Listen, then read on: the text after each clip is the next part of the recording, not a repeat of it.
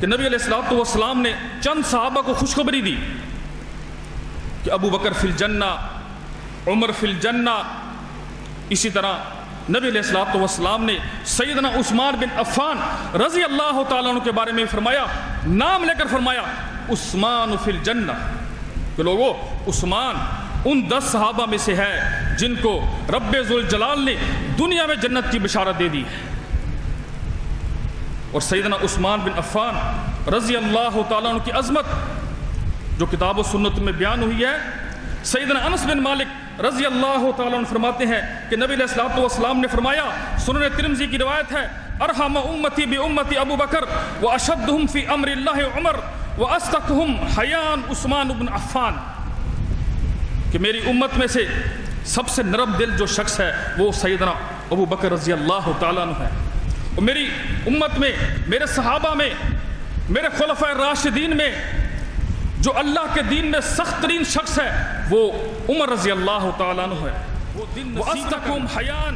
اور ان میں اسی طرح سیدنا عثمان بن عفان رضی اللہ تعالیٰ عنہ کی قرآن سے محبت اتنی تھی کہ جب شہادت ہوئی تو آپ قرآن پڑھ رہے تھے، اور سیدنا نبی علیہ الصلوۃ والسلام نے فرمایا سیدنا عثمان بن عفان رضی اللہ تعالیٰ عنہ قرآن کو اہمیت کیوں دیتے تھے؟ فرمایا سیدنا عثمان بن عفان رضی اللہ تعالیٰ عنہ اس حدیث کو بیان کرتے ہیں، فرمایا خیرکم خیرکم من تعلم القرآن وعلما، کیونکہ میں نے رسول اکرم صلی اللہ علیہ وسلم سے سن لیا ہے کہ اس روئے زمین پر اگر اللہ کو کوئی محبوب ترین شخص ہے تو وہ صرف اور صرف وہ شخص ہے تعلم القرآن وعلما، جس کی زندگی کا مشن صرف یہی ہے کہ وہ قرآن سیکھے اور سکھائے۔ اس لیے میں چاہتا ہوں کہ میرا ہر لمحہ قرآن کو سیکھنے اور سکھانے میں گزرے۔ سیدنا عثمان بن عفان فرماتے ہیں لو طہرت قلوبکم ما شبعتم من کلام ربکم، فرمایا اگر تمہارے دل صاف ہو جائیں، تمہیں ایمان کی مٹھاس نصیب ہو جائے، تمہیں صحیح عقیدہ نصیب ہو جائے، اللہ کا قرب حاصل ہو جائے، تقوی حاصل ہو جائے، فرمایا ما شبعتم من کلام ربکم، کبھی بھی تمہارا جی اللہ کے کلام سے نہیں بھر سکتا۔ اس بات سے ہوتا ہے کہ سیدنا عثمان بن عفان رضی اللہ تعالیٰ عنہ خلفائے راشدین میں سے تیسرے خلیفہ ہیں، اور سیدنا عثمان بن عفان رضی اللہ تعالیٰ عنہ نبی علیہ الصلوۃ والسلام کے قریبی ساتھیوں میں سے ہیں۔ اللہ نے سیدنا عثمان بن عفان رضی اللہ تعالیٰ عنہ کے متعلق جو قرآن میں بیان فرمایا اور جو میں نے آپ کے سامنے ایک آیت کریمہ تلاوت کی ہے، اس آیت کریمہ میں بھی سیدنا عثمان بن عفان رضی اللہ تعالیٰ عنہ کی عظمت کا اظہار ہے کہ لقد رضی اللہ عن المؤمنین اذ یبایعونک تحت الشجرہ، کہ یقینی طور پر رب ذوالجلال صحابہ سے راضی ہو گیا، صحابہ پر رب ذوالجلال نے مومنین کا لفظ بولا، لقد رضی اللہ عن المؤمنین اذ یبایعونک تحت الشجرہ، یقینی طور پر رب ذوالجلال ان صحابہ اکرام سے راضی ہو چکا ہے، یبایعونک تحت الشجرہ، جو آپ کے ساتھ درخت کے نیچے بیعت کر رہے تھے، فعلم ما فی قلوبہم، اللہ تعالیٰ راضی کیوں ہو چکا ہے؟ کیونکہ اللہ تعالیٰ نے ان کے دلوں کو جان لیا تھا کہ ان کے دلوں میں کیا ہے، ان کے دلوں میں کیا تھا، اللہ کی محبت تھی، رسول اللہ کی محبت تھی، اسلام کے غلبے کے لیے، دین کے غلبے کے لیے اپنی جان کو نچھاور کرنا ان کی زندگی کا مشن تھا، اور جہاد کرنا ان کی زندگی کا مشن تھا۔ اسلام کے غلبے کے لیے، جب رب ذوالجلال نے ان کے دلوں میں یہ چیزیں دیکھی فَأَنزَلَ السَّكِينَةَ عَلَيْهِمْ تو اللہ نے ان پر سکون نازل کیا وَأَثَابَهُمْ فَتْحًا قَرِيبًا اور انہوں نے رسول اللہ صلی اللہ علیہ وسلم کے ہاتھ پر بیعت کی. کیا اللہ کے رسول اگر اسلام کے غلبے کے لیے ہمیں اپنی جان دینی پڑی، اپنا مال خرچ کرنا پڑا، کسی قسم کی قربانی دینی پڑی، ہم آپ کے ساتھ بیعت کرتے ہیں کہ ہم اسلام کے غلبے کے لیے لڑیں گے.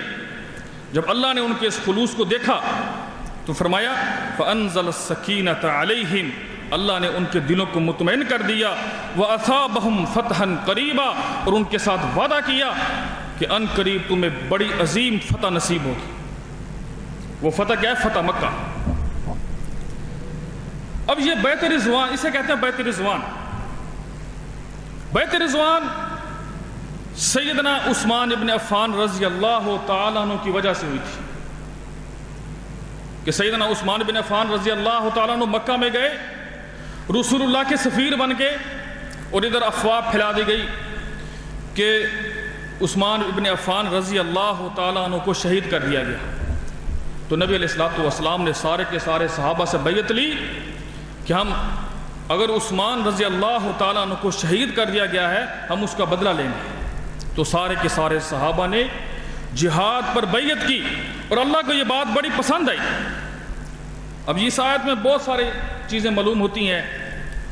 جو قابل ذکر ہیں. پہلی بات کہ اللہ تعالیٰ نے صحابہ کو مومنین کہا. جو صحابہ کے ایمان میں شک کرتا ہے وہ خود ہی مومن نہیں ہے، وہ خود ہی مسلمان نہیں ہے، کیونکہ قرآن کا انکار کرتا ہے. وہ اللہ نے خود صحابہ رضوان اللہ علیہ مجمعین کو مومنین کہا. حالانکہ حقیقت یہ تھی اس پس منظر کی کہ جو افواہ اٹھائی گئی تھی کہ سیدنا عثمان ابن عفان رضی اللہ تعالیٰ عنہ شہید ہو گئے ہیں، حقیقتاً شہید نہیں ہوئے تھے، یہ ایک افواہ تھی. اور رسول اکرم صلی اللہ علیہ وسلم نے صحابہ سے بیعت لی کہ ہم سیدنا عثمان ابن عفان کا بدلہ لے کے رہیں گے. اب اس سے پتہ چلتا ہے پوری کی پوری دنیا کے مفسرین کا اتفاق ہے اس کے شان نزول پر کہ اس کا شان نزول یہی ہے صلح حدیبیہ کے موقع پر یہ نازل ہوئی تھی. اب نبی علیہ السلام کو جب پتہ چلا کہ سیدنا عثمان ابن عفان رضی اللہ تعالیٰ عنہ کو شہید کر دیا گیا ہے اور سارے کے سارے صحابہ سے بیعت لی، حالانکہ حقیقت کچھ اور تھی. حقیقت کیا تھی کہ سیدنا عثمان ابن عفان رضی اللہ تعالیٰ عنہ شہید نہیں ہوئے تھے. اور نبی علیہ السلام کو جیسے پتہ چلا آپ نے صحابہ سے بیعت لی. اس سے پتہ چلتا ہے کہ جناب محمد رسول اللہ صلی اللہ علیہ وسلم کی ذات عالم الغیب نہیں ہے. اگر جناب محمد رسول اللہ صلی اللہ علیہ وسلم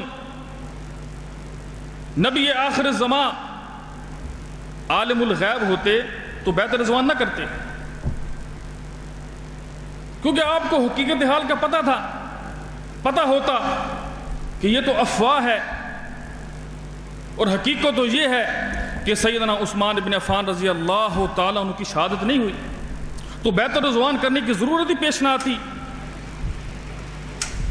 اور نبی علیہ السلام عالم الغیب نہیں تھے، اس لیے بیعت رضوان کر لی کیونکہ آپ کو حقیقت حال کا پتہ نہیں تھا. تو اس آیت میں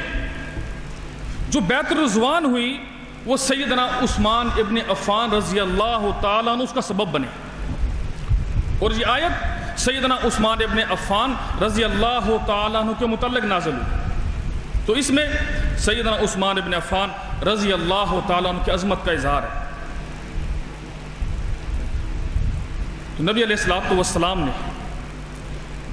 ایک اور عظمت کا اظہار جو اس آیت میں سیدنا عثمان بن عفان رضی اللہ تعالیٰ عنہ کا ظاہر ہوتا ہے وہ یہ ہے کہ نبی علیہ السلام نے جب بیعت رضوان کی تو سارے کے سارے صحابیوں نے، سارے کے سارے مومنین نے اپنے ہاتھ کو رکھا، ایک ایک ہاتھ دیا، رسول اللہ صلی اللہ علیہ وسلم نے بھی اپنا ہاتھ دیا، اور اس کے بعد سب سے اوپر رسول اللہ صلی اللہ علیہ وسلم نے اپنا ہاتھ رکھا، فرمایا یہ ہاتھ عثمان کا ہے، عثمان بھی اس بیت الرضوان میں شامل ہے۔ حالانکہ سیدنا عثمان رضی اللہ تعالیٰ عنہ مکہ میں تھے، اور نبی کریم صلی اللہ علیہ وسلم نے اپنا ہاتھ رکھا، فرمایا یہ عثمان کا ہاتھ ہے۔ تو نبی علیہ الصلوۃ والسلام نے اپنے ہاتھ کو عثمان کا ہاتھ قرار دیا، اس میں سیدنا عثمان رضی اللہ تعالیٰ عنہ کی عظمت کا اظہار ہے۔ نبی علیہ الصلوۃ والسلام نے بیت الرضوان کرنے کے بعد فرمایا انتم خیر اہل الارض، فرمایا تم روئے زمین پر اللہ کے مقرب ترین لوگ ہو۔ اگر روئے زمین پر کوئی ایسے لوگ ہیں کہ جن سے اللہ پوری دنیا سے بڑھ کر محبت کرتا ہو، فرمایا انتم خیر اہل الارض، جن لوگوں نے بیت رضوان کی ہے اس روئے زمین پر اللہ کو سب سے پسندیدہ لوگ ہیں۔ وہ کون تھے؟ صحابہ تھے، ان میں سیدنا عثمان ابن عفان بھی شامل تھے، اور صحابہ فرماتے ہیں کن الفن و 400، ہم 1400 لوگ تھے، صحیح بخاری کی روایت ہے۔ اور نبی علیہ الصلوۃ والسلام نے فرمایا لا يدخل النار ان شاء اللہ من اصحاب الشجرۃ احد الذین بایعوا تحتها۔ نبی علیہ السلام نے فرمایا کہ جن لوگوں نے میرے ساتھ بیعت رضوان کی ہے، جس کا سبب سیدنا عثمان ابن عفان رضی اللہ تعالیٰ عنہ بنے ہیں، فرمایا لا يدخل النار من اصحاب الشجرۃ احد، ان لوگوں میں سے جتنے بھی لوگوں نے میرے ساتھ بیعت رضوان کی ہے، ان میں سے کوئی شخص بھی جہنم میں داخل نہیں ہوگا، یہ سارے کے سارے لوگ جنتی ہیں۔ تو نبی علیہ الصلوۃ والسلام نے اللہ کے وحی کے ذریعے بیعت رضوان کے صحابہ کو جنتی قرار دیا، اور اس میں سیدنا عثمان ابن عفان رضی اللہ تعالیٰ عنہ بھی شامل ہے۔ اسی طرح سیدنا عثمان ابن عفان رضی اللہ تعالیٰ عنہ کی شان کہ مدینہ میں نبی علیہ الصلوۃ والسلام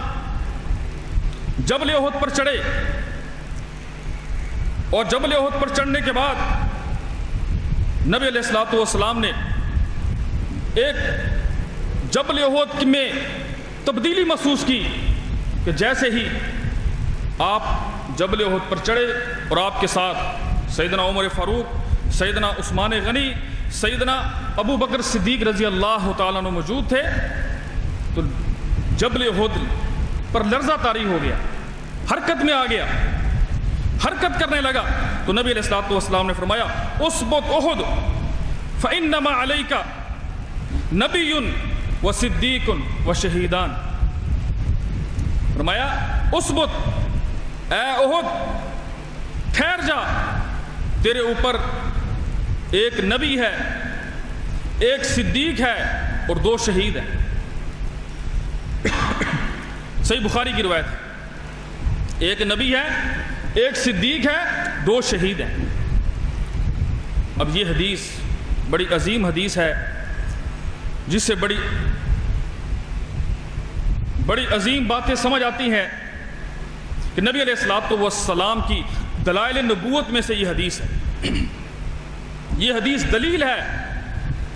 محمد رسول اللہ صلی اللہ علیہ وسلم کے سچا نبی ہونے کی۔ کیا آپ نے فرمایا تیرے اوپر 2 شہید ہیں،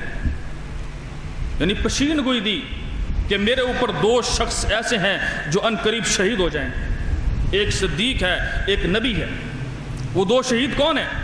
سیدنا عمر بن الخطاب رضی اللہ تعالیٰ عنہ اور سیدنا عثمان بن عفان رضی اللہ تعالیٰ عنہ۔ اور نبی علیہ الصلوۃ والسلام نے جب یہ بات فرمائی تھی، وہ دونوں زندہ تھے، اور آپ علیہ الصلوۃ والسلام کی بات پوری ہوئی۔ تو اس کا معنی کیا ہوا کہ جو نبی ہوتا ہے اس کی بات سچی ہوتی ہے، اللہ اس کو سچی کرتا ہے، اور نبی کی جو بات ہوتی ہے وہ وحی ہوتی ہے، اللہ کی مرضی کے بغیر نبی بات نہیں کر سکتا۔ تو نبی نے بات کی اس وقت جس وقت سیدنا عمر بن الخطاب اور سیدنا عثمان بن عفان زندہ تھے، لیکن کیونکہ نبی کی پشین گوئی وحی کے ذریعے ہوتی ہے، نبی کی خبر کا تعلق وحی سے ہوتا ہے، اللہ کی طرف سے ہوتا ہے اس لیے وہ خبر سچی ہوتی ہے۔ سیدنا عمر بن خطاب رضی اللہ تعالیٰ عنہ بھی مسجد نبوی میں شہید ہوتے ہیں، اور سیدنا عثمان بن عفان رضی اللہ تعالیٰ عنہ بھی مدینہ میں شہید ہوتے ہیں۔ سیدنا عثمان بن عفان وہ عظیم صحابی ہیں کہ جن کا شمار عشرہ مبشرہ میں ہوتا ہے۔ مسند احمد کی روایت ہے کہ نبی علیہ الصلوۃ والسلام نے چند صحابہ کو خوشخبری دی کہ ابو بکر فی الجنہ، عمر فی الجنہ۔ اسی طرح نبی علیہ الصلوۃ والسلام نے سیدنا عثمان بن عفان رضی اللہ تعالیٰ عنہ کے بارے میں فرمایا، نام لے کر فرمایا عثمان فی الجنہ، کہ لوگوں عثمان ان 10 صحابہ میں سے ہے جن کو رب ذوالجلال نے دنیا میں جنت کی بشارت دے دی ہے۔ اور سیدنا عثمان بن عفان رضی اللہ تعالیٰ عنہ کی عظمت جو کتاب و سنت میں بیان ہوئی ہے، سیدنا انس بن مالک رضی اللہ تعالیٰ عنہ فرماتے ہیں کہ نبی علیہ الصلوۃ والسلام نے فرمایا، سنن ترمذی کی روایت ہے، ارحم امتی بامتی ابو بکر واشدہم فی امر اللہ عمر واصدقہم حیاء عثمان بن عفان، کہ میری امت میں سے سب سے نرم دل جو شخص ہے وہ سیدنا ابو بکر رضی اللہ تعالیٰ عنہ ہے، اور میری امت میں، میرے صحابہ میں، میرے خلفائے راشدین میں جو اللہ کے دین میں سخت ترین شخص ہے وہ عمر رضی اللہ تعالیٰ عنہ ہے۔ وَأَصْدَقُهُمْ حَيَاءً، اور ان میں سے جو حیا کا پیکر ہے وہ سیدنا عثمان بن عفان رضی اللہ تعالیٰ عنہ۔ سیدہ عائشہ فرماتی ہیں کہ نبی علیہ الصلوۃ والسلام سے میں نے سنا، فرما رہے تھے ان عثمان رجل حجیج، کہ عثمان ایک ایسا شخص ہے جس میں حیا کوٹ کوٹ کے بھرا ہوا ہے، بہت شرمیلا ہے۔ اسی طرح سیدہ عائشہ فرماتی ہیں کہ نبی علیہ الصلوۃ والسلام ایک دفعہ بیٹھے ہوئے تھے اور آپ کا ایک پاؤں پانی کے اندر تھا، اور آپ کے ران سے تھوڑا سا کپڑا ہٹا ہوا تھا۔ سیدنا ابو بکر رضی اللہ تعالیٰ عنہ اجازت لے کر اندر داخل ہوئے، تو آپ علیہ الصلوۃ والسلام اپنی طبی حالت پر بیٹھے رہے، جس حالت میں بیٹھے ہوئے تھے، کپڑا صحیح نہیں کیا۔ سیدنا عمر رضی اللہ تعالیٰ عنہ داخل ہوئے اجازت لے کر،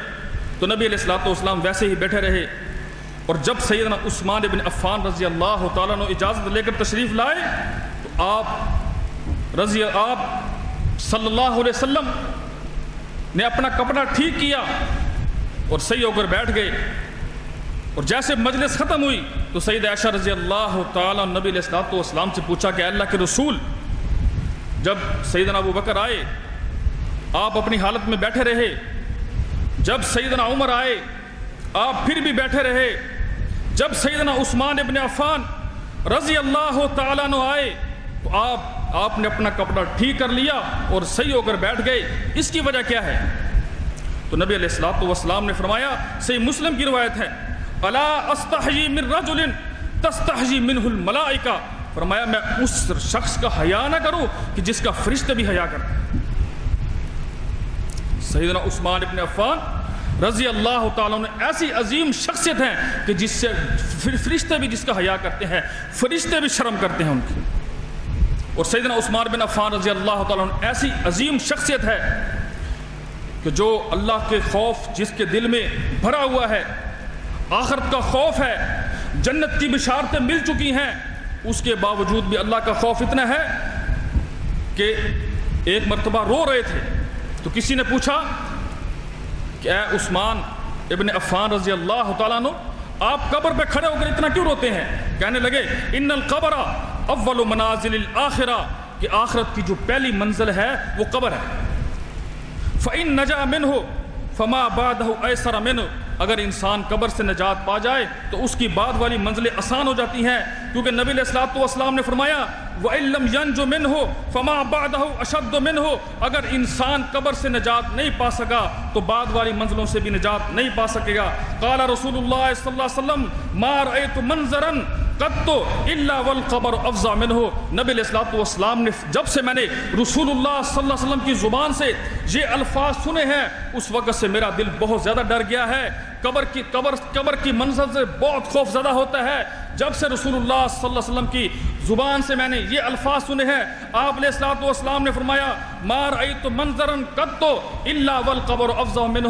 کہ قبر سے زیادہ بھیانک منظر اور کوئی نہیں ہے۔ جتنے بھی مجھے منظر دکھائے گئے سب سے خطرناک منظر قبر کا منظر ہے۔ جب سے میں نے یہ الفاظ رسول اکرم صلی اللہ علیہ وسلم سے سنے ہیں اس وقت سے میرے دل میں قبر کا خوف بڑھ گیا ہے۔ حالانکہ جنت کی خوشخبری مل چکی ہے، اس کے باوجود بھی سیدنا عثمان بن عفان رضی اللہ تعالیٰ عنہ قبر پہ کھڑے ہو کر رو رہے ہیں۔ میرا تیرا کیا حال ہوگا؟ اور ہم اپنے آپ کو دیکھیں، ہمارے سلف صالحین صحابہ اکرام ہیں جن کے مطابق ہم نے اپنی زندگی گزارنی ہے۔ ما انا علیہ و اصحابی، نبی علیہ الصلوۃ والسلام نے فرمایا لوگوں اگر کامیابی چاہتی ہو میرے طریقے کو پکڑ لو اور میرے صحابہ کے طریقے کو پکڑ لو۔ تو میرے بھائیوں، ہمیں بھی چاہیے کہ ہم اپنے دلوں میں ایسا خوف پیدا کریں کہ جو صحابہ کے دلوں میں خوف تھا، اور ہمیں تو کسی قسم کی کوئی خوشخبری نہیں ملی ہوئی۔ سیدنا عثمان بن عفان رضی اللہ تعالیٰ عنہ کو نبوت کی زبان سے جنت کی خوشخبری مل چکی ہے، اس کے باوجود بھی قبر پہ کھڑا ہو کر رو رہے ہیں۔ آج ہم اپنے آپ کو دیکھیں، ہمارا نہ عقیدہ صحابہ کے مطابق، نہ عمل صحابہ کے مطابق، نہ ایمان صحابہ کے مطابق، نہ نماز صحابہ کے مطابق، نہ روزہ، نہ حج، نہ زکوٰۃ، نہ کوئی عمل صحابہ کے مطابق۔ اس کے باوجود بھی ہم اتنے مطمئن ہیں کہ جیسے ہم نے جنت کی ٹکٹ لے لی ہو۔ ہماری عبادت میں شرک، ہماری عبادت، ہماری توحید میں شرک، ہمارے ایمان میں شرک، اور ہماری عبادت رسول اکرم صلی اللہ علیہ وسلم کی سنت کے مخالف، اس کے باوجود ہماری زندگی بڑی مطمئن ہے، کوئی پریشانی نہیں ہے، آخرت کی کوئی فکر نہیں ہے، آخرت کی کوئی پریشانی نہیں ہے۔ جیسے ہم نے قبر میں جانا ہی نہ ہو، جیسے ہم نے اللہ کے سامنے کھڑا نہ ہونا ہو، جیسے ہم نے اللہ کے سامنے حساب و کتاب نہ دینا ہو، ہمیں کسی قسم کی کوئی پریشانی ہے، حرام ہماری زندگی میں ہے، نماز ہماری زندگی سے چلی گئی ہے، سنت ہماری زندگی سے ختم ہو چکی ہے، عقیدے کا ہمیں پتہ نہیں ہے، ایمان کا ہمیں پتہ نہیں ہے، اور ہم بڑے مطمئن پھر رہے ہیں، قبر کو کوئی فکر نہیں ہے، آخرت کو کوئی فکر نہیں ہے۔ میرے بھائیوں، ہم جیسے کہتے ہیں، اللہ نے قرآن میں فرمایا کہ فَإِنْ آمَنُوا بِمِثْلِ مَا آمَنْتُ بِهِ فَقَدِ اهْتَدَوْا، اگر تمہارا ایمان، تمہاری توحید، تمہارا عقیدہ، تمہارا عمل، تمہارا ایمان، تمہارا طرز زندگی، تمہاری عبادت اگر صحابہ کے مطابق نہیں ہوگی، اللہ تعالیٰ کو وہ نہ ایمان قبول ہے نہ وہ عبادت قبول ہے۔ سیدنا عثمان ابن عفان رضی اللہ تعالیٰ عنہ کی شان کے بارے میں بات کر رہا تھا۔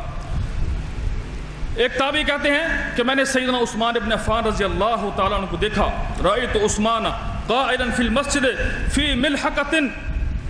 ملحفۃ لیس حولہ احد وہو امیر المؤمنین، فرمایا اپنی دور خلافت میں امیر المؤمنین ہے، تیسرے خلیفہ ہیں، میں نے سیدنا عثمان ابن عفان رضی اللہ تعالیٰ عنہ کو دیکھا کہ سادی سی چادر اوڑھ کر مسجد نبوی میں لیٹے ہوئے اور سوئے ہوئے، وہ امیر المومنین اپنے دور خلافت میں۔ یہ سیدنا عثمان بن عفان رضی اللہ تعالیٰ عنہ کی سادگی ہے، اور سیدنا عثمان بن عفان رضی اللہ تعالیٰ عنہ قرآن سے بڑی محبت کرتے تھے۔ ہم کہتے ہیں نا ہمارے سلف صالحین، اور ہمارے سلف صالحین ہم اس وقت کہتے ہوئے اچھے لگتے ہیں جب ہم ان کی سیرت پر عمل کریں۔ سیدنا عثمان بن عفان قرآن سے محبت کرنے والے، ساری رات قیام و لیل میں تلاوت کرنے والے، بہت زیادہ قرآن پڑھنے والے، زیادہ سے زیادہ ایک ہفتہ میں قرآن ختم کر لیتے تھے۔ اور حتیٰ کہ سیدنا عثمان بن عفان کا ایک قول ہے، کہتے ہیں کہ اللہ جس دن میں قرآن کا منہ نہ دیکھوں تو مجھے وہ دن نصیب نہ کرنا۔ اسی طرح سیدنا عثمان بن عفان رضی اللہ تعالیٰ عنہ کی قرآن سے محبت اتنی تھی کہ جب شہادت ہوئی تو آپ قرآن پڑھ رہے تھے، اور سیدنا نبی علیہ الصلوۃ والسلام نے فرمایا سیدنا عثمان بن عفان رضی اللہ تعالیٰ عنہ قرآن کو اہمیت کیوں دیتے تھے؟ فرمایا سیدنا عثمان بن عفان رضی اللہ تعالیٰ عنہ اس حدیث کو بیان کرتے ہیں، فرمایا خیرکم خیرکم من تعلم القرآن وعلما، کیونکہ میں نے رسول اکرم صلی اللہ علیہ وسلم سے سن لیا ہے کہ اس روئے زمین پر اگر اللہ کو کوئی محبوب ترین شخص ہے تو وہ صرف اور صرف وہ شخص ہے تعلم القرآن وعلمہ، جس کی زندگی کا مشن صرف یہی ہے کہ وہ قرآن سیکھے اور سکھائے۔ اس لیے میں چاہتا ہوں کہ میرا ہر لمحہ قرآن کو سیکھنے اور سکھانے میں گزرے۔ سیدنا عثمان بن عفان فرماتے ہیں لو طہرت قلوبکم ما شبعتم من کلام ربکم، فرمایا اگر تمہارے دل صاف ہو جائیں، تمہیں ایمان کی مٹھاس نصیب ہو جائے، تمہیں صحیح عقیدہ نصیب ہو جائے، اللہ کا قرب حاصل ہو جائے، تقوی حاصل ہو جائے، فرمایا ما شبعتم من کلام ربکم، کبھی بھی تمہارا جی اللہ کے کلام سے نہیں بھر سکتا۔ اسی طرح سیدنا عثمان بن عفان رضی اللہ تعالیٰ عنہ کاتب وحی ہیں، ایسے عظیم صحابی جو نبی علیہ الصلوۃ والسلام کے سینے پر قرآن اترتا ان صحابہ میں سے ہے کہ جو رسول اللہ صلی اللہ علیہ وسلم کی وحی لکھتے تھے۔ بے شمار صحابہ ہیں۔ سیدنا زید بن ثابت رضی اللہ تعالیٰ عنہ کاتب وحی ہیں۔ سیدنا معاویہ بن ابی سفیان رضی اللہ تعالیٰ عنہ کاتب وحی ہیں، جو قرآن کو لکھتے تھے جیسے قرآن امام کائنات جناب محمد رسول اللہ صلی اللہ علیہ وسلم کے سینے پر نازل ہوتا تو سیدنا معاویہ بن ابی سفیان اس کو لکھتے تھے، اور اسی طرح سیدنا عثمان بن عفان رضی اللہ تعالیٰ عنہ اس وحی کو فوراً لکھتے تھے جو رسول اکرم صلی اللہ علیہ وسلم کے سینے پر نازل ہوتا۔ جب سیدنا عثمان بن عفان کو قتل کرنے کے لیے خارجی پہنچا تو سیدنا عثمان بن عفان نے اپنا ہاتھ آگے کیا اور اس نے سیدنا عثمان بن عفان کی ہتھیلی کو کاٹ دیا۔ تو سیدنا عثمان رضی اللہ تعالیٰ عنہ نے الفاظ بولے، فرمایا اما واللہ انہا لأول کف قط خطت المفصلہ، فرمایا یہ وہ ہتھیلی ہے جس نے سورہ حجرات سے لے کر والناس تک جتنی بھی صورتیں ہیں اس ہاتھ نے لکھی۔ جب رسول اکرم صلی اللہ علیہ وسلم کے سینے پر نازل ہوئی تو اس ہتھیلی کو جس کو تو نے کاٹا ہے یہ وہ ہتھیلی ہے جس نے مفصل صورتوں کو لکھا ہے، سورہ حجرات سے لے کر سورہ ناس تک جتنی بھی صورتیں ہیں وہ میں نے اس ہتھیلی کے ساتھ لکھی۔ سیدہ عائشہ رضی اللہ تعالیٰ عنہ فرماتی ہیں کہ سیدنا عثمان ابن عفان رضی اللہ تعالیٰ عنہ لأحسنہم فرجن، بہت زیادہ پاکیزہ شخص تھے، اپنی نظروں کی حفاظت کرنے والے، وَأَوْصَلْهُمْ لِلرِّحْمِ، اور بہت زیادہ صلہ رحمی کرنے والے تھے۔ کان عثمان بن عفان یغتسل کل یوم مرۃ منذ اسلم، سیدنا عثمان بن عفان اتنے پاکیزہ شخص تھے، ان کے غلام سیدنا حمران رضی اللہ تعالیٰ عنہ جو صحیح بخاری کے راوی ہیں بیان فرماتے ہیں کہ سیدنا عثمان بن عفان اتنی پاکیزہ شخصیت تھی کہ روزانہ غسل کرتے تھے۔ اور سیدنا عثمان بن عفان رضی اللہ تعالیٰ عنہ کی شان جو حدیث نے بیان کی ہے، جو کتاب و سنت میں بیان ہوئی ہے کہ نبی علیہ الصلوۃ والسلام لو ہلک عثمان بن عفان وزید بن ثابت فی بعض الزمان لہلک علم الفرائض الى یوم القیامت ولقد جاء علی الناس زمان وما یعلمها غیرہما، فرمایا اگر عثمان بن عفان اور زید بن ثابت نہ ہوتے تو روئے زمین سے علم فرائض ختم ہو جاتا، اور ایک وقت ایسا آیا کہ روئے زمین پر سیدنا عثمان اور سیدنا زید بن ثابت کے علاوہ علم فرائض کو جاننے والا کوئی اور شخص موجود نہیں تھا۔ حمل عثمان بن عفان فی غزوۃ تبوک علی 940 بعیرا ثم جاء ب60 فرسا فاتم بها الالف، کہ سیدنا عثمان بن عفان رضی اللہ تعالیٰ عنہ غزوہ تبوک میں جب نبی علیہ الصلوۃ والسلام نے اعلان کیا کہ غزوہ تبوک کے لیے مجاہدین کے پاس اسلحہ نہیں ہے، سواری نہیں ہے اور مال نہیں ہے، ان کو ہر چیز کی ضرورت ہے، تو سیدنا عثمان بن عفان رضی اللہ تعالیٰ عنہ 940 گھوڑے لے کر آئے جو سامان سے لدے ہوئے تھے، اسلحے سے لدے ہوئے تھے، کھانے پینے کی چیزوں سے لدے ہوئے تھے، اور 60 گھوڑے لے کر رسول اکرم صلی اللہ علیہ وسلم کے سامنے پیش کر دیے کہ اللہ کے رسول یہ اللہ کے لیے، مجاہدین کے لیے۔ سیدنا عثمان بن عفان رضی اللہ تعالیٰ عنہ کی ایسی عظیم شخصیت کہ جس نے پوری کی پوری معاشرت اور مسلم امہ کو فائدہ دیا۔ نبی علیہ الصلوۃ والسلام نے اعلان کیا کہ یہودی کا کنواں ہے، مسلمانوں کو وہ پانی نہیں پینے دیتا، من یحفر بئر رومۃ فلہ الجنۃ فحفر عثمان، فرمایا جو اس بئر رومہ کو خریدے گا اللہ تعالیٰ اس کو اس بیر روما کے خریدنے کی وجہ سے جنت ادا کرے گا۔ تو سیدنا عثمان بن عفان رضی اللہ تعالیٰ عنہ نے 35,000 درہم کا یہ بیر روما مسلمانوں کو خرید کے دیا۔ اسی طرح نبی علیہ الصلوۃ والسلام نے اعلان کیا من جہز جیش العسرۃ فلہ الجنہ، کہ مسلمانوں کو کیسے فائدہ دیا۔ سیدنا عثمان بن عفان کی شخصیت سے پورے کے پورے مدینہ کو کیسے فائدہ ہوا، تو نبی علیہ الصلوۃ والسلام نے اعلان کیا کہ جیش عسرہ میں مال کی ضرورت ہے، سواریوں کی ضرورت ہے، اور جو شخص اس کمی کو پورا کرے گا، مجاہدین کو اسلحہ فراہم کرے گا اور سواریاں فراہم کرے گا، فلاح الجنہ۔ تو سیدنا عثمان بن عفان رضی اللہ تعالیٰ عنہ وہ شخص تھے جس نے سواریاں دیں اور ان کو مجاہدین کو اسلحے سے لبریز کیا۔ اس کے بعد نبی علیہ الصلوۃ والسلام نے فرمایا ما ضر عثمان ما عمل بعد اليوم مرتين، آپ علیہ الصلوۃ والسلام نے 2 مرتبہ فرمایا جب سیدنا عثمان بن عفان نے مجاہدین کے سامان کو پورا کیا تو فرمایا ما ضر عثمان ما عمل بعد اليوم، آج کے بعد عثمان کوئی عمل کرے یا نہ کرے اس کو کوئی نقصان نہیں ہوگا، نماز پڑھے یا نہ پڑھے اس کے نامہ اعمال میں کوئی کمی نہیں ہوگی۔ یہ سیدنا عثمان بن عفان رضی اللہ تعالیٰ عنہ کی عظمت کے لیے نبی علیہ الصلوۃ والسلام نے یہ الفاظ فرمائے، اور یہ جامع ترمذی میں روایت ہے۔ اسی طرح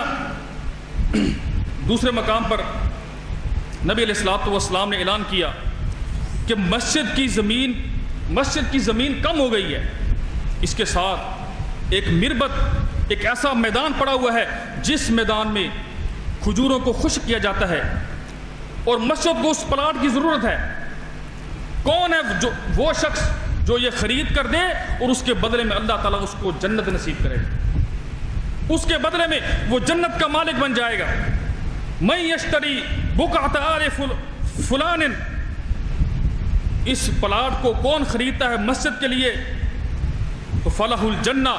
تو اس کے بدلے میں اللہ تعالیٰ اس کو جنت نصیب کرے گا، جنت کا مالک بنا دے گا۔ تو سیدنا عثمان ابن عفان رضی اللہ تعالیٰ عنہ نے وہ زمین خرید کے دی۔ اسی طرح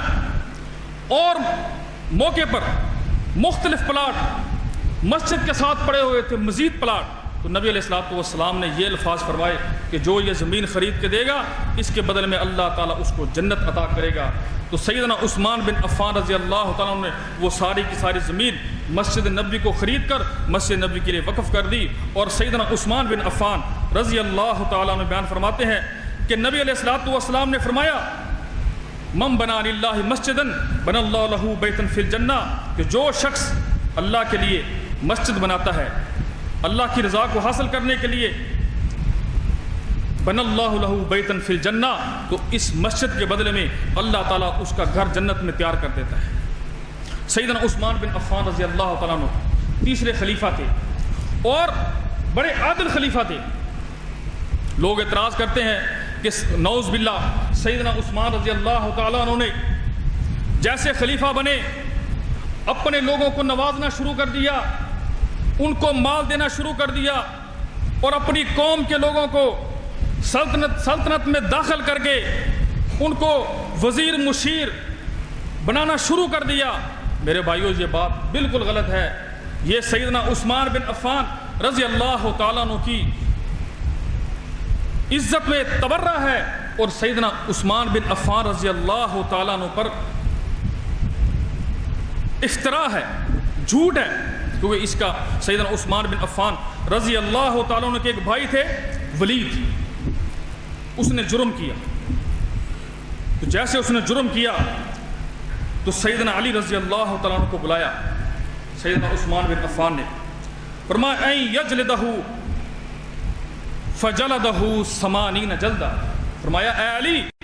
اس نے جو جرم کیا ہے اس کو 80 کوڑے لگاؤ۔ صحیح بخاری کے الفاظ، دنیا کا کوئی شخص اس کا انکار نہیں کر سکتا۔ تو سیدنا علی کو بلایا، فرمایا یہ میرا سگا بھائی ہے، میرا بھائی ہے، اس نے جرم کیا ہے، اس جو شریعت نے اس کی سزا مقرر کی ہے، فجلدہ 80 جلدہ، اس کو 80 کوڑے لگاؤ۔ فجلدہ، سیدنا علی رضی اللہ تعالیٰ نے اس کو 80 کوڑے لگائے۔ سیدنا عبداللہ بن عمر رضی اللہ تعالیٰ نے بیان فرماتے ہیں کہ ہمارا جو عقیدہ تھا صحابہ کے متعلق، خلفائے راشدین کے متعلق، وہ یہ تھا كنا نتحدث على عهد رسول الله صلى الله عليه وسلم ان خير هذه الامه بعد نبيها ابو بكر ثم عمر ثم عثمان فبلغ ذلك رسول الله صلی اللہ علیہ وسلم فلم ينكره کہ ہمارا عقیدہ تھا محمد رسول اللہ صلی اللہ علیہ وسلم کے بعد اگر کوئی عظیم ترین شخصیت ہے وہ ابو بکر صدیق ہے. سنن ابی داؤد کے الفاظ ہیں کہ نبی کریم صلی اللہ علیہ وسلم کے بعد اگر روئے زمین پر افضل ترین شخصیت ہے وہ ابو بکر صدیق ہے. ثم عمر، اس کے بعد ابو بکر کے بعد اگر کوئی عظیم ترین شخصیت اس روئے زمین پر ہے وہ عمر بن خطاب ہے. اگر اس کے بعد اس روئے زمین پر عظیم ترین شخصیت ہے وہ ثم عثمان، وہ عثمان بن عفان رضی اللہ تعالیٰ عنہ. تو فرمایا ہمارا یہ عقیدہ تھا، ہمارا یہ نظریہ تھا، ہماری یہ بات رسول اللہ صلی اللہ علیہ وسلم کو جب پتہ چلا فلم ينکر ہو، آپ علیہ الصلوۃ والسلام نے اس کا انکار نہیں کیا. آپ نے فرمایا تمہاری بات ٹھیک ہے. اسی طرح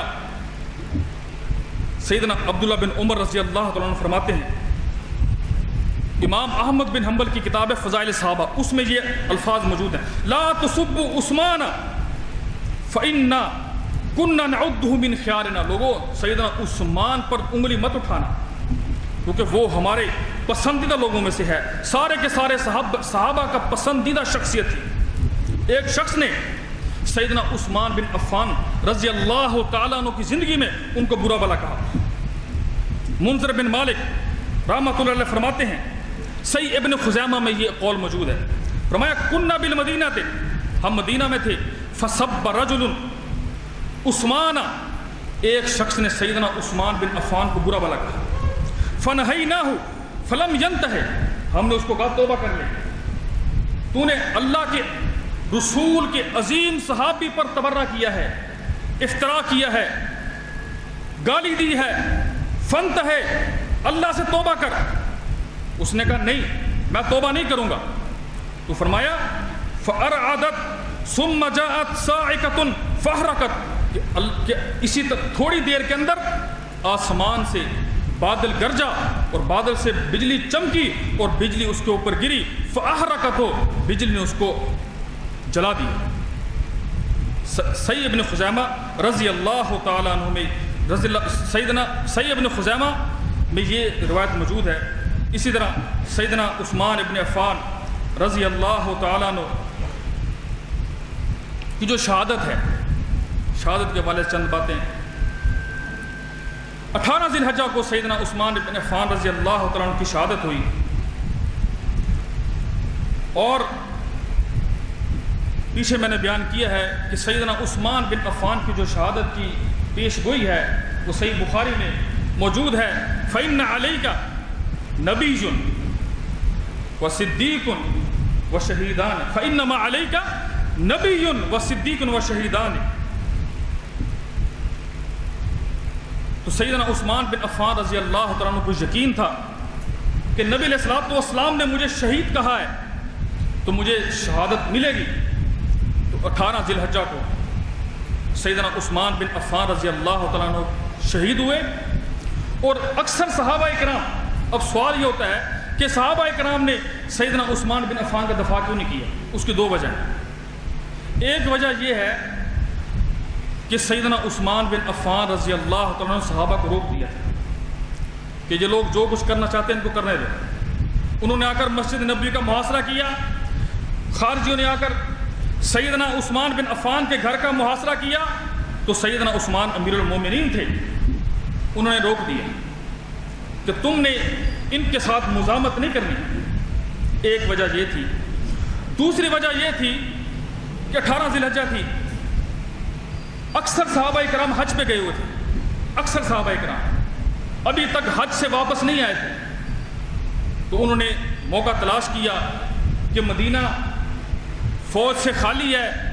اب یہ موقع ہے کہ ہم سیدنا عثمان بن عفان پر حملہ کریں اور اس کی حکومت کو ختم کریں. تو انہوں نے آ کر محاصرہ کیا، تو سیدنا عثمان بن عفان کو قتل کی دھمکیاں دینے لگے اور مسجد میں جانے سے روک دیا، گھر میں بند کر دیا. سیدنا عثمان بن عفان رضی اللہ تعالیٰ عنہ فرماتے ہیں، انشدکم باللہ اتعلمون ان رسول اللہ قال لا یحل دم امرئ مسلم الا بإحدى ثلاث، فرمایا کسی مسلمان کا خون بہانا جائز نہیں ہے، ہاں 3 طریقے سے جائز ہے۔ اگر وہ زانی ہو پھر اس کا خون بہایا جا سکتا ہے، او ارتداد بعد اسلام، اگر وہ مرتد ہو جائے پھر بھی اس کو قتل کیا جا سکتا ہے، او قتل نفس بغیر حق، اگر اس نے کسی مسلمان کو قتل کر دیا ہے قصاص کے طور پر اس کو قتل کر دیا جائے گا۔ فواللہ ما زنیت فی جاہلیت ولا اسلام، فرمایا اللہ کی قسم نہ میں نے زمانہ جاہلیت میں کبھی زنا کیا تھا، نہ مسلمان ہونے کے بعد کبھی زنا کیا ہے، ولا ارتدت، اور نہ میں اسلام سے مرتد ہوا ہوں، ولا قتلت النفس التي حرم اللہ، اور نہ میں نے کسی کو قتل کیا ہے جس کے بدلے میں قصاص کے طور پر تم مجھے قتل کرنا چاہتے ہو، فبما تقتلونی، تم مجھے قتل کیوں کرنا چاہتے ہو؟ سیدنا عثمان بن عفان رضی اللہ تعالیٰ عنہ نے ان کو یہ الفاظ کہے، اس کے بعد کہنے لگے انی رأیت النبی صلی اللہ علیہ وسلم فی المنام اللیلہ قال یا عثمان افطر عندنا فاصبح عثمان صائما فقتل من یومہ، فرمایا آج کے دن میں نے رسول اللہ صلی اللہ علیہ وسلم کو اپنے خواب میں دیکھا ہے، آپ نے فرمایا اے عثمان تو نے ہمارے پاس آ کر افطاری کرنی ہے اور میرا روزہ ہے، تو سیدنا عثمان بن عفان رضی اللہ تعالیٰ عنہ اسی دن وفات پا گئے۔ اور نبی علیہ الصلوۃ والسلام نے ایک لفظ فرمایا تھا کہ اے عثمان تیری قمیض اتار لی جائے گی لیکن تو اتارنے مت دینا، اللہ نے جو تجھے قمیض پہنائی ہے اس کو اتارا جائے گا اور تجھے شہید کیا جائے گا، لیکن تو نے اس قمیض کو نہیں اتارنے دینا۔ قمیض سے مراد خلافت ہے کہ تیری خلافت ختم نہیں ہونی چاہیے، ٹھیک ہے تجھے شہید کر دیں گے، تیری شہادت تک تو یہ تسلیم نہ کرنا کہ میری خلافت نہ حق ہے۔ تو سیدنا عثمان بن عفان رضی اللہ تعالیٰ عنہ نے آخر دم تک یہ تسلیم نہیں کیا کہ میں خلیفۃ المسلمین نہیں ہوں، امیر المومنین نہیں ہوں، حتیٰ کہ شہادت قبول کر لی، اور ان کو یقین تھا کہ میں نے شہید ہونا ہے، اور نبی علیہ الصلوۃ والسلام کی ان کو وصیت تھی اور نصیحت تھی کہ تو نے اپنی خلافت کو نہیں چھوڑا حتیٰ کہ تجھے قتل کر دیا جائے۔ عثمان بن عفان رضی اللہ تعالیٰ عنہ نے اسی طرح کیا جس طرح رسول اللہ صلی اللہ علیہ وسلم نے فرمایا۔ نبی علیہ الصلوۃ والسلام نے سیدنا علی رضی اللہ تعالیٰ عنہ نے جب سیدنا عثمان رضی اللہ تعالیٰ عنہ کو شہید کر دیا گیا تو انہوں نے بد دعا دی، لعن اللہ قتلۃ عثمان، اللہ تعالیٰ عثمان کے قاتلوں پر لعنت کرے۔ اور جب عثمان رضی اللہ تعالیٰ عنہ کو قتل کرنے لگے تو سیدنا عثمان رضی اللہ تعالیٰ عنہ قرآن کی تلاوت کر رہے تھے، ان الفاظ پہ تھے فَسَيَكْفِيكَهُمُ اللَّهُ وَهُوَ السَّمِيعُ الْعَلِيمُ، یہ الفاظ پڑھ رہے تھے اور انہی الفاظ کے اوپر خون گرا ہوا ہے، اور ابھی تک یہ نسخہ ترکی کے یا دمشق کے لائبریری میں موجود ہے۔ تو سیدنا عثمان بن عفان رضی اللہ تعالیٰ عنہ پر لوگ مختلف قسم کے اعتراض کرتے ہیں، کوئی کہتے ہیں کہ بنو امیہ سے ہیں، یہ خلافت کے مستحق نہیں تھے، یہ بڑا لمبا موضوع ہے۔ جو عام اعتراض کیے جاتے ہیں کہ سیدنا عثمان بن عفان رضی اللہ تعالیٰ عنہ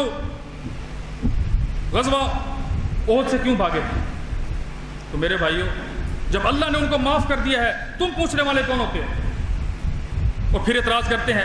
کہ سیدنا عثمان بن عفان رضی اللہ تعالیٰ عنہ جنگ بدر میں شریک کیوں نہیں ہوئے؟ جنگ بدر میں شریک کیسے ہوتے؟ کیونکہ نبی علیہ الصلوۃ والسلام نے ان کو خود پیچھے بھیج دیا تھا۔ جب نبی علیہ الصلوۃ والسلام نے خود پیچھے بھیجا ہو تو تم سیدنا عثمان بن عفان رضی اللہ تعالیٰ عنہ کی ذات پر اعتراض کرنے والے کون ہوتے؟ کیونکہ نبی علیہ الصلوۃ والسلام کی بیٹی